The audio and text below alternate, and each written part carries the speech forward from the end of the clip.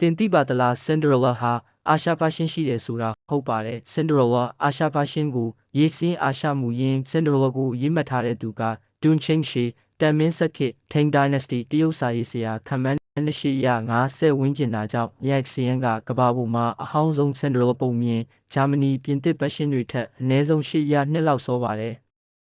ဒါကြောင့်ဆင်ဒရလာပုံပြင်ဟာအနောက်တိုင်းကစတင်တာမဟုတ်ပဲအာရှကနေစတင်ခဲ့တဲ့ဆိုတာကိုတက်တည်ပြပေးတဲ့ဝတ္ထုပါ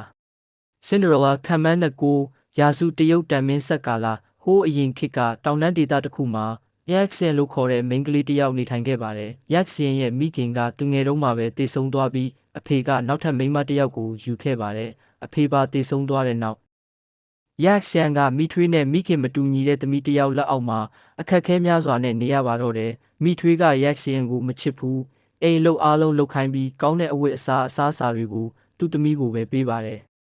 တနေ့မှရက်စီယန်ကရေကန်ထဲမှာမျက်လုံးရွှေရောင်အလွန်လှတဲ့ငါးတစ်ကောင်ကိုတွေ့ပါတယ်။သူမကအစားအစာကြံတွေကိုငါးကိုကျွေးရင်းတဖြည်းဖြည်းတငယ်ချင်းလိုချစ်လာပါတယ်။ငါးကလည်းရက်စီယန်ကိုမြင်တိုင်းရေထဲကခုန်ထွက်ပြီးလာကြိုဆိုတတ်ပါတယ်။ဒါကိုမိထွေးသိသွားတဲ့အခါမနာလိုစိတ်ကြီးလာပြီးငါးကိုတက်ပြီးစားလိုက်ပါတယ်။ရက်စီယန်ကအယံဝမ်းနေပြီးငိုနေတော့မှအဖြူရောင်ဝတ်ထားတဲ့လူကြီးတစ်ယောက်ဝိညာဉ်တစ်ပါးလိုပေါ်လာပြီးမငိုပါနဲ့ငါးရဲ့အယိုးတွေကိုစုထားပါအဲ့ဒီအယိုးတွေမှာမာယာစွာရှိတယ်လို့ပြောပါတယ်ရက်စီယန်ကငါးယိုးတွေကိုဘီယူတစိုက်တင်ထားလိုက်ပါတဲ့အချိန်တစ်ခုကြာပြီး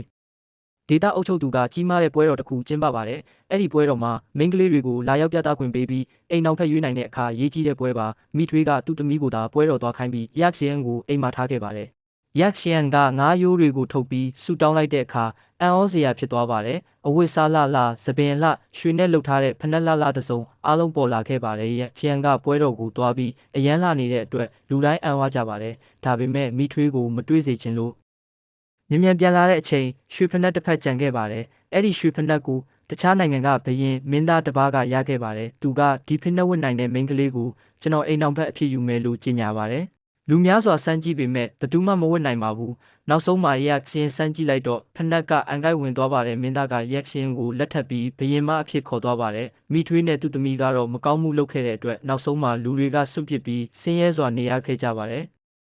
နောက်လဲစိတ်ဝင်စားစရာကောင်းတဲ့ဇာတ်လမ်းတွေတင်ပေးသွားဦးမှာမို့ channel လေးကို subscribe လုပ်ထားပေးအောင်တော့ကြည့်ရှုအားပေးတဲ့သူအားလုံးကိုကျေးဇူးတင်ပါတယ်